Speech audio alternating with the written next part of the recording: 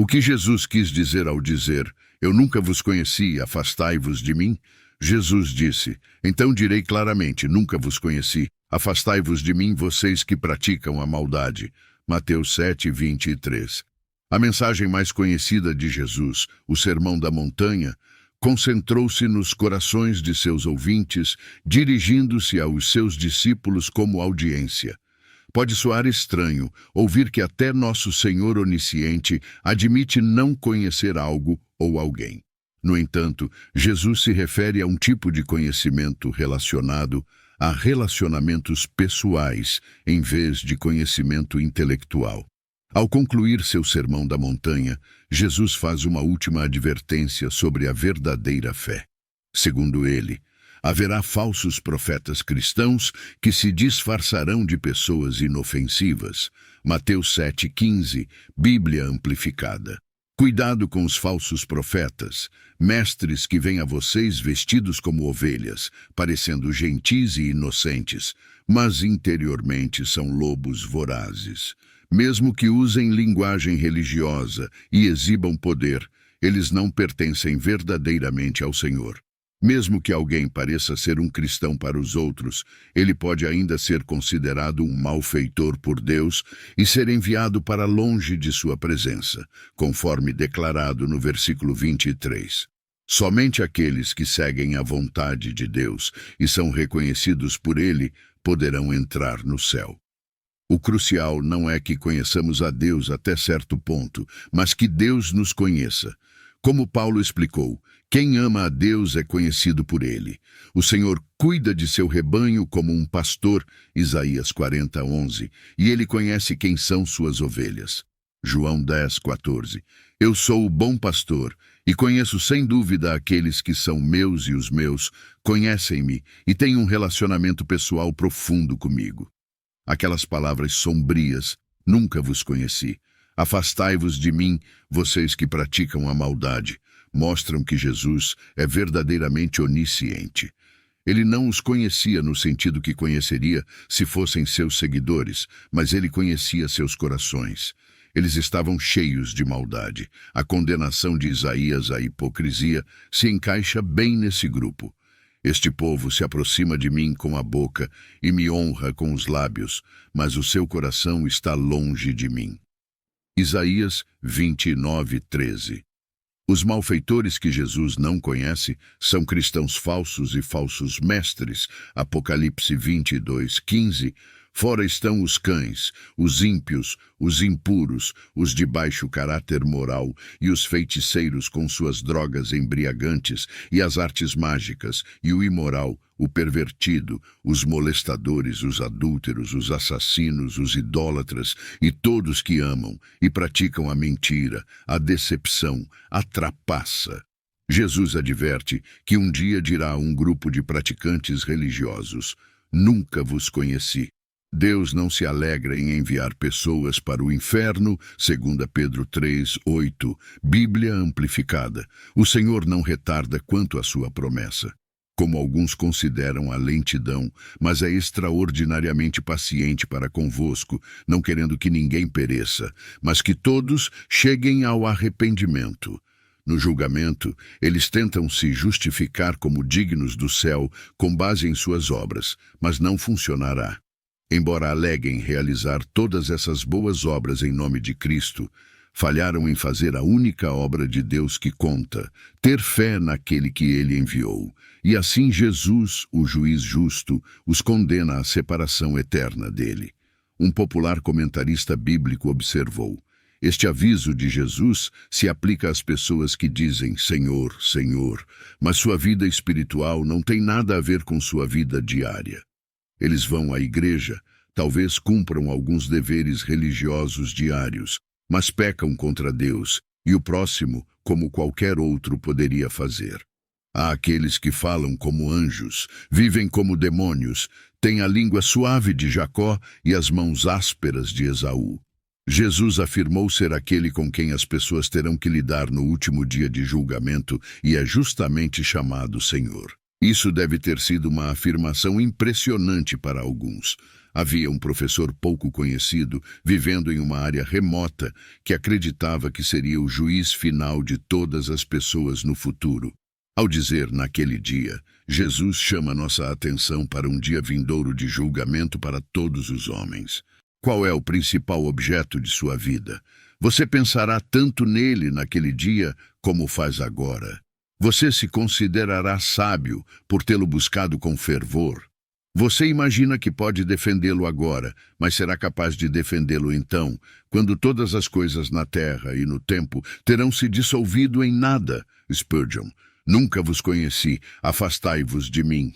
As pessoas das quais Jesus falou aqui tinham feitos espirituais impressionantes.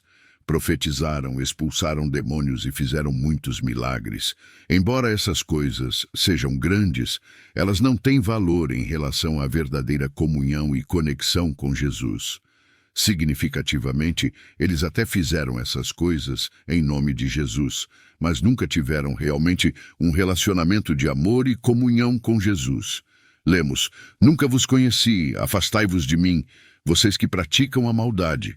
Em última análise, a salvação é baseada em conhecer Jesus e ser conhecido por Ele, em vez de apenas confessar verbalmente ou confiar no trabalho espiritual. É a nossa conexão com Ele, pelo dom da fé que Ele nos dá, que garante nossa salvação. Conectados a Jesus, estamos seguros. Sem conexão com Ele, todos os milagres e grandes obras não provam nada. Que palavra terrível, que separação terrível! Afastai-vos de mim, do próprio Jesus que vocês proclamaram, com quem sozinho a vida eterna se encontra, pois unido a Cristo, tudo é céu. Separado dele, tudo é inferno. Jesus é o juiz, as chaves estão em suas mãos. Afastar-se de Cristo é o próprio inferno do inferno. É a base de toda a miséria dos condenados, ser cortado de toda a esperança de benefício de Cristo e de sua mediação. A verdadeira fé de alguém em Cristo é testada por sua obediência à vontade do Pai. De forma simples, dizer Senhor, Senhor e afirmar crença não é suficiente. Também é preciso seguir e obedecer aos mandamentos do Senhor. Pode-se adquirir um vocabulário religioso, memorizar versículos bíblicos e hinos, mas ainda falhar em seguir a vontade de Deus. Aqueles verdadeiramente nascidos de novo têm o Espírito de Deus vivendo neles. Com a ajuda do Espírito Santo, são capazes de entender e seguir a vontade do Pai. Romanos 8:9, versão New King James. Mas vocês não estão na carne, mas no Espírito, se realmente o Espírito de Deus habita em vocês.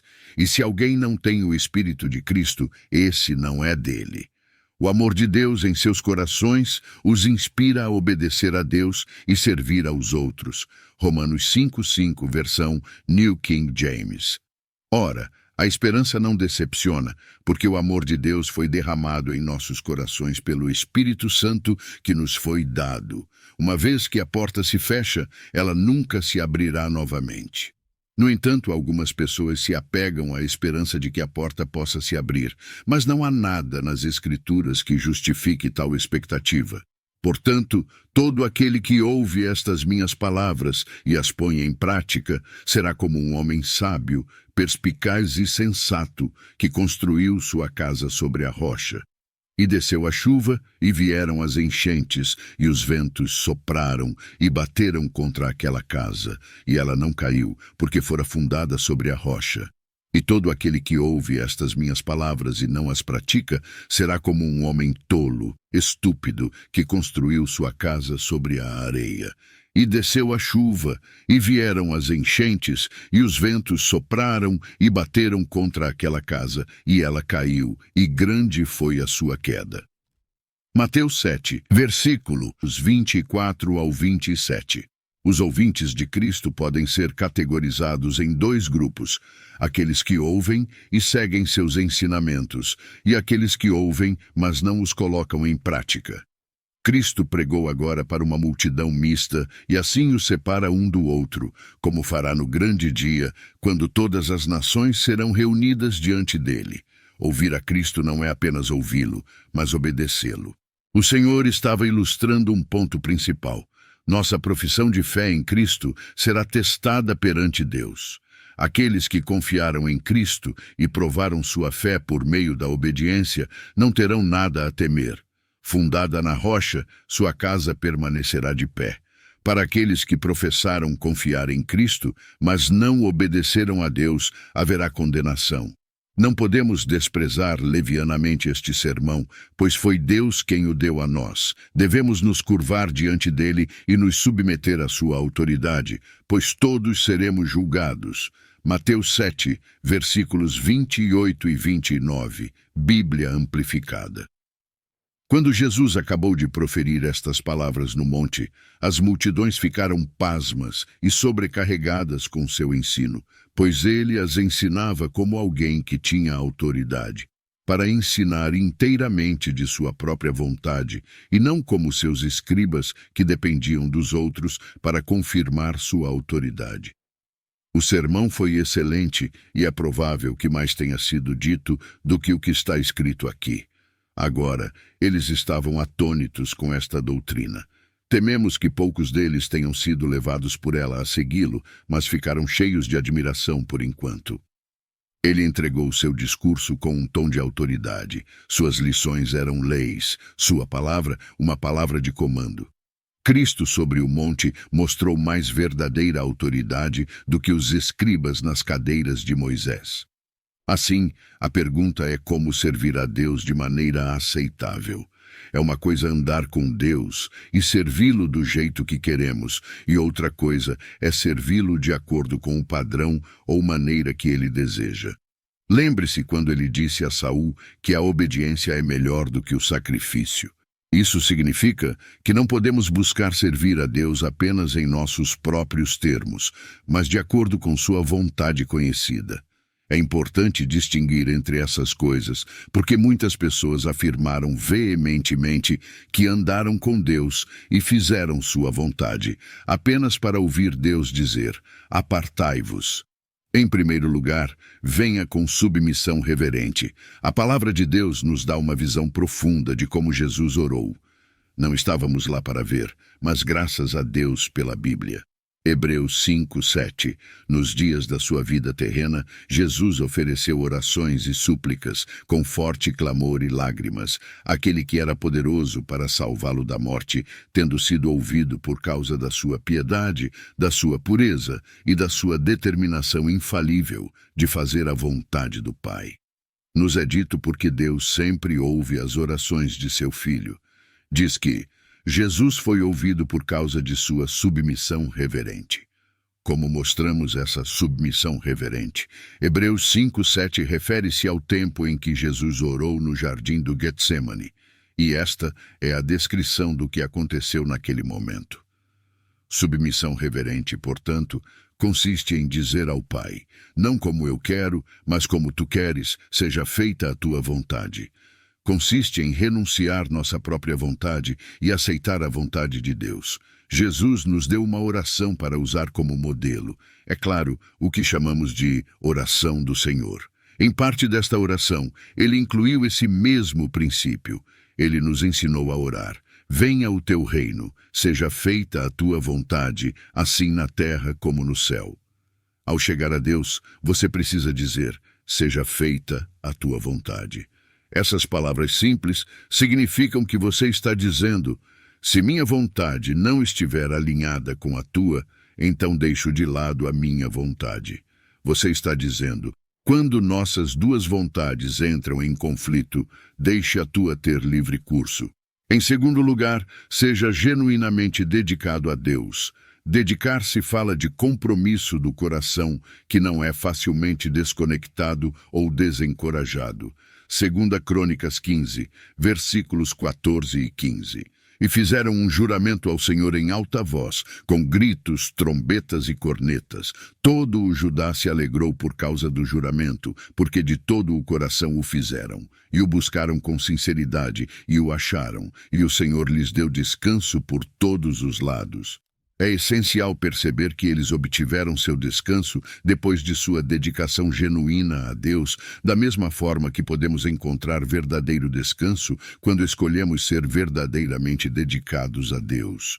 Quando somos verdadeiramente dedicados a Deus, naturalmente desfrutamos de sua cobertura, e esse compromisso absoluto do coração o agrada. Quando somos verdadeiramente dedicados, é natural carregar sua presença e, portanto, ver suas manifestações sobrenaturais. A verdade é que algumas pessoas chamadas pelo nome de Deus, porque muitas vezes são vistas em sua casa, têm corações que estão tão longe do Deus vivo. Em terceiro lugar, devemos ser sacrificiais em nossa caminhada e trabalho com Deus. O zelo para com Deus exige um certo nível de sacrifício. Isso porque, às vezes, a obediência pode ser inconveniente para a nossa carne, mesmo que seja necessária para andar nas bênçãos de Deus no futuro. O sacrifício geralmente envolve nosso tempo, habilidade, energia, tempo e recursos para ver que o reino de Deus avance na terra. Daniel vem à mente quando falamos sobre esse tipo de sacrifício.